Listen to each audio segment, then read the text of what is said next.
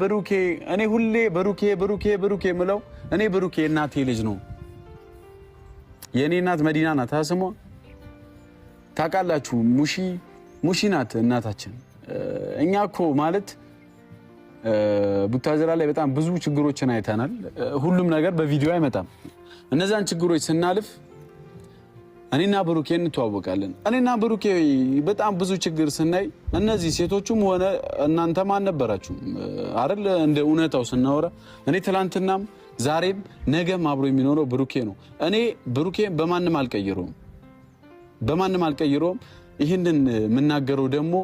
ይሄን ስናገር የሚደብራቸው ሰዎች አሉ እኔ የብሩኬ ጠላት ናችሁ ወይንስ የኔ ጠላት ናችሁ የሃይሚ ጠላት ናችሁ የማ ጠላት ናችሁ እኔ ከየት ነው የመጣችሁት እኔ እኮ ግራ ያጋባችሁኝ ነው እንዴ እኔ እየተፈጠረ ያለው ነገር ምንድነው ብሎ ብዙ ሰው እየጠየቀኝ ነው ምንም የተፈጠረ ነገር የለም ለምሳሌ ሃይሚ ያሟታል ሃይሚ ለመታመም ምክንያት እንትና ነው ማለት አይቻ ሃይሚ ያመማት አላህ ያርጋት ዱሃን ጸሎት ነው ማድረግ ያለባችሁ